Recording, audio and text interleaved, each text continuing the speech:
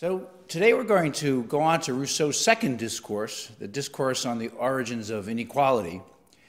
You'll see that this is a more political work, a work in which Rousseau sketches out the origins of political society and the origins of the state. I want now to give you a quotation from Rousseau as he describes how he began his work on the second discourse. You'll remember we did something similar about his reactions to beginning the discourse on the arts and sciences. He says, "For all the rest of the day, wandering deep into the forest, I sought and I found the vision of those primitive times, the history of which I proudly traced. I, Rousseau, I demolished the petty lies of mankind. I dared to strip man's nature naked, to follow the progress of time and trace the things which have distorted it. And by comparing man as he had made himself with man as he is by nature, I showed him in his pretended perfection to the true source of his misery." That's so key. I showed him in his pretended perfection, progress, the true source of his misery. Exalted by these sublime meditations, my soul soared towards divinity, and from whose height I looked down on my fellow men, pursuing the blind path of their prejudices, their errors and their misfortunes and their crimes.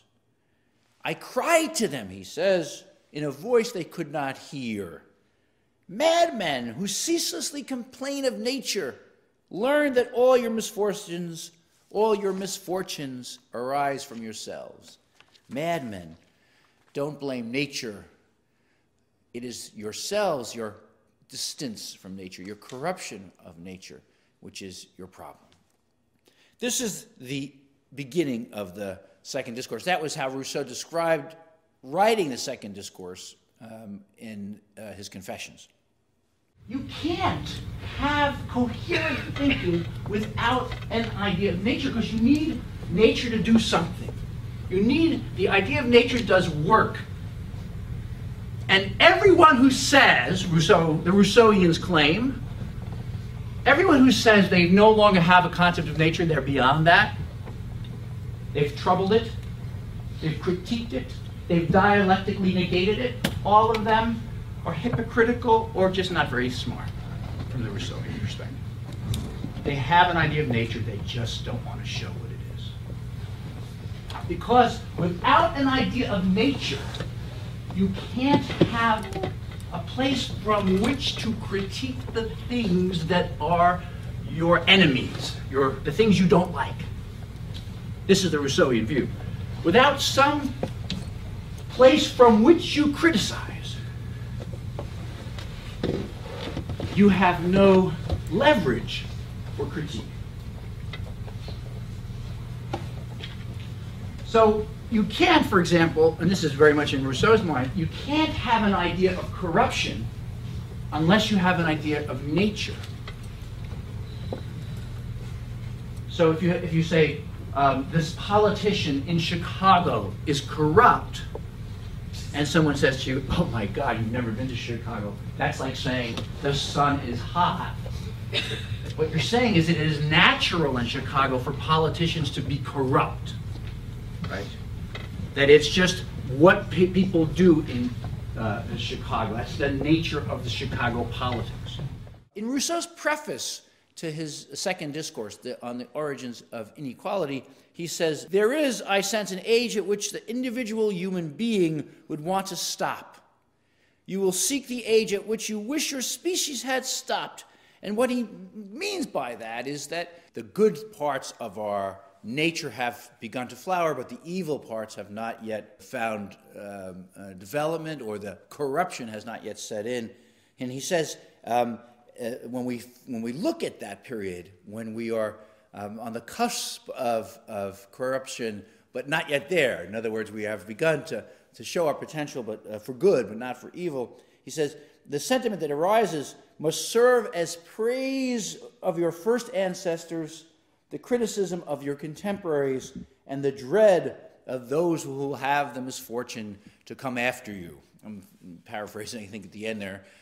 So it is meant, Rousseau's picture of the natural, of this point in our history when there was a balance in our lives, that is meant as a criticism of the present and a warning about the future. Rousseau says early on in the second discourse that there are two principles prior to reason. One is interest in self-preservation, and the second is the natural repugnance at seeing another sentient being suffer. And now, interest in self-preservation is pretty clear. When in danger, we want to take care of ourselves. So if we see a scary thing, we flee, or if we have to, we fight. But Rousseau thinks most of the time we can escape, we can hide, we can get away. We try to take care of ourselves. We try to keep ourselves alive. The second one, more interesting perhaps, is what he calls the natural repugnance at seeing a sentient being suffer. And he talks about how an animal, if it passes another animal who's dying on the road or in the woods, will kind of shy away, right? Will move away because there's a natural aversion to seeing any other creature with feelings suffer. And that second piece is going to be very important for Rousseau. It's really at the core of where morality comes from, not wanting to see another sentient being, not a human being necessarily, but any creature with feelings, to see that creature suffer. Rousseau gets off some barbs against his fellow intellectuals early on in the second discourse. He writes, "Most of our ills are of our own making. We would get rid of most of all of them if we would retain the simple, uniform, and solitary way of life described to us by nature. If it is destined for us to be healthy, then I almost dare assert," here's the barb, "the state of reflection is a state against nature. The state of reflection is a state against nature, and the man who meditates," Rousseau writes, "the man who meditates is a depraved animal." And some of his friends actually thought he was thinking about them when he wrote that. And of course, readers for the last couple hundred years have said, "Oh, well, Rousseau himself then would fall into that category." And the answer is, of course. He knows he's a person who meditates. He doesn't think he's pure. He doesn't think he's living the natural life. He is a person of reflection, but his reflection is meant to move him away from this pursuit of progress, which is in fact, Rousseau thinks, a pursuit of perversion or corruption. Rousseau's picture of early human beings is one where human beings are much closer to other animals than they are when we get civilized. His picture of sexual mores is one where promiscuity reigns because there is no sense of ongoing connection, no sense of monogamy or anything of that kind. He says, in the primitive state, everyone bedded down at random and often for only a single night. When I'm teaching this class at a university, a residential university, it always gets a lot of giggles as it seems to describe college life. Everyone bedded down at random and often for only a single night. Males and females united fortuitously, Rousseau writes, according to chance encounters, opportunity, and desire, without speech being an especially necessary interpreter of what they had to tell one another. Isn't that nicely put? Without speech being an especially necessary interpreter of what they had to tell one another. They parted just as readily. They parted just as readily. I'm reading, I should remind you, from a translation by Victor Gurevich, which is maybe different from the one you find online. So in those early days, we're pre-family, we're pre-romantic attachments, and we're really pre-social attachment. People encounter each other fortuitously, and then they go on their way. But there is, and even in these early days, that notion of the aversion of seeing another creature suffer, that leads to what Rousseau calls compassion. Sometimes he calls it pity. He says, pity, a disposition suited to beings as weak and as subject to so many ills as we are. It's a virtue all the more universal and useful to man as it precedes the exercise of all reflection in him. So that natural beasts themselves sometimes show evident signs of it, of pity, that is. This is very important because for Rousseau, pity precedes reflection. We don't care about somebody else's suffering because we think about it. We care about it because of an instinctive, natural reaction. And pity, compassion, is not dependent on our appreciation of the status of the other who's suffering. We feel just naturally that the fact that they suffer is all we need to know. The fact that they are in pain is all we need to care about in order for that instinct, that natural feeling of pity to kick in. Why is this so important? Why is he talking about this in a essay on the origins of inequality?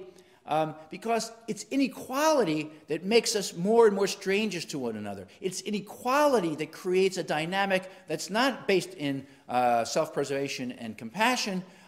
It's inequality that actually creates a dynamic of further and further separation of human beings from one to the other, and also increases our satisfaction at seeing other people suffer. That's the great perversion that goes along with inequality. We'll get to that in a few minutes. That is, that with inequality, we feel if we have more stuff, we feel superior because we see other people who suffer. Our own pleasure is augmented by the difference we have from those who are poorer than we are. We'll get to that in a minute. But that's why Rousseau is linking pity, this natural instinct, to inequality, because inequality reduces the opportunities for compassion and increases the opportunities for the infliction of pain. Inequality, Rousseau underscores, is increased by society. In the woods, in the forest, in the state of nature, when we're all not the same, but we don't compare ourselves one to the other. That's so important for Rousseau. When you just run away from people, you climb a tree and hide, or you do something, so you're not constantly in comparison. You are not measuring yourself against another. You are off to the next encounter. Only when you're in society, when people start looking at each other, trying to be someone else for another, act for another, only in such a situation will inequality really begin to increase in a dynamic fashion. He says that it will be evident how much smaller the difference between man and man must be in the state of nature than in the state of society, and how much natural inequality in the human species must increase as a result of instituted inequality. Notice that. Natural inequality in the human species must increase as a result of instituted inequality. That's really important for Rousseau. We layer on inequalities in society. And so Rousseau, having set out some of these markers about what is a natural human being, what are some of the instinctive components of human beings. This is in part one. In part two, he really turns to the origins of society. There is, of course, inequality in the pre-society stage. That is, some people are faster than others, some people are taller than others, some people are stronger. But it doesn't matter so much because we don't compare ourselves to one to the other, because we're not living in proximity, we don't have relationships. Only in society do we create a dynamic of inequality. And so the first sentence of part two of the discourse is, the first man who, having enclosed a piece of ground, to whom it occurred to say, "This is mine," and found people sufficiently simple to believe him, was the true founder of civil society. So the true founder of civil society is the person who creates property. See that? He puts a stick in the ground and says, "This is mine," and then got other people to recognize that, to be stupid enough, simple enough to believe him. That is the founder of civil society. Hardly heroic. It's someone who pulls the wool over the eyes of other people. That's all we have time for today. We'll pick things up next time when we move on along the syllabus to the next set of readings. See you then.